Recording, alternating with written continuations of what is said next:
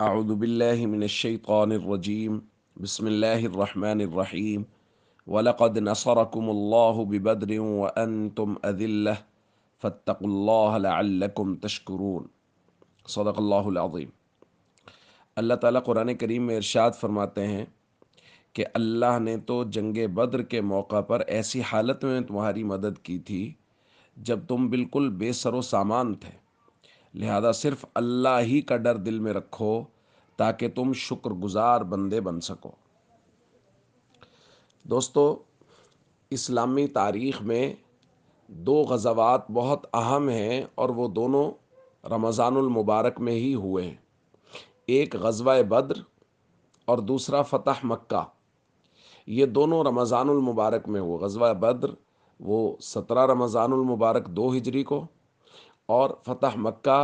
یہ مختلف روایات کے مطابق 16 یا 20 رمضان المبارک کو ہوا، اور اللہ تعالیٰ نے مسلمانوں کو فتح نصیب فرمائی اور یہ 8 ہجری میں ہوا۔ غزوہ بدر، اس کے اسباب، اس کی تفصیلات اپنی جگہ پر ہیں، لیکن ان دونوں غزوات میں صحابہ کرام کی جانثاری بہت واضح ہمارے سامنے آتی ہے، اور وہ جماعت جس کی تربیت نبی کریم صلی اللہ علیہ وسلم نے کی، جو مہاجرین اور انصار پر مشتمل تھی،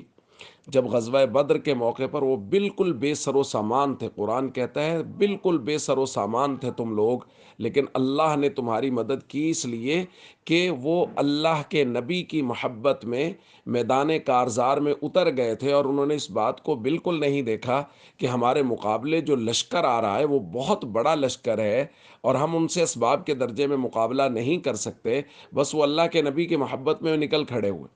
اسباب کم ہیں، جنگی ساز و سامان کم ہے، اور نکلے بھی جنگ کے ارادے سے نہیں، ایک قافلے کے تعاقب کے لیے نکلے، اور آگے جا کے جنگ کا ماحول بن گیا۔ نبی کریم صلی اللہ علیہ وسلم نے صحابہ سے پوچھا تو صحابہ کرام نے کہا، یا رسول اللہ، ہم آپ کے آگے لڑیں گے، آپ کے پیچھے لڑیں گے، آپ کے دائیں لڑیں گے، آپ کے بائیں لڑیں گے، آپ اگر کہیں گے تو ہم سمندروں کے اندر بھی اپنے گھوڑے ڈال دیں گے، آپ بے فکر رہیے، بس آپ فرمائیے کہ کیا کرنا ہے۔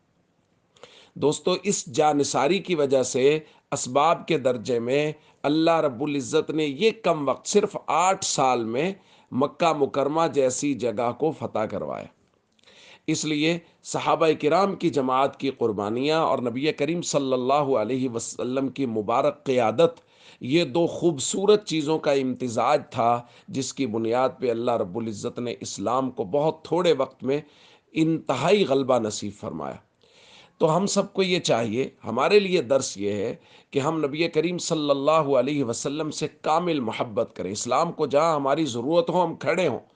اور ہمارا مسئلہ یہ ہے کہ ہم لوگ دعوے تو بہت بڑے بڑے کرتے ہیں، لیکن ہمارے کام بہت چھوٹے چھوٹے ہیں۔ یعنی ہم لوگ ویسے تو کہتے ہیں کہ جی جہاں ضرورت ہوگی ہم حاضر ہیں، اور ہمیں اللہ کے نبی صلی اللہ علیہ وسلم سے بڑی محبت ہے، لیکن 5 وقت نماز کے لیے جب پکارا جاتا ہے تو ہم اپنے بستر سے نہیں اٹھ پاتے۔ تو میرے بھائیوں، یہ کیسی ڈگر ہے اور یہ کیسی محبت رسول ہے جو ہمیں بستر سے اٹھا کے مسجد میں اللہ کے سامنے نہیں کھڑی کر پا رہی؟ تو پھر میدان کارزار تو بہت دور رہ گیا۔ اس لیے ہم سب کو چاہیے ہم فرائض و ارکان اسلام کی پابندی کریں، اور اسلام کو جہاں ہماری ضرورت ہو ہم اسلام کے لیے کھڑے ہوں، صحابہ کرام کے دفاع کے لیے ضرورت ہو ہم کھڑے ہوں، ناموس رسالت کے لیے ضرورت ہو ہم کھڑے ہوں، قبلہ اول کے دفاع کے لیے ضرورت ہو ہم کھڑے ہوں۔ اسلام جہاں ہمیں پکارے ہم لبیک کہتے ہوئے اسلام کی حفاظت کے لیے، اسلام کی بنیادوں کی حفاظت کے لیے، ناموس صحابہ اور اہل بیت اور ناموس رسالت کے لیے ہر وقت حاضر ہوں۔ السلام علیکم ورحمۃ اللہ وبرکاتہ۔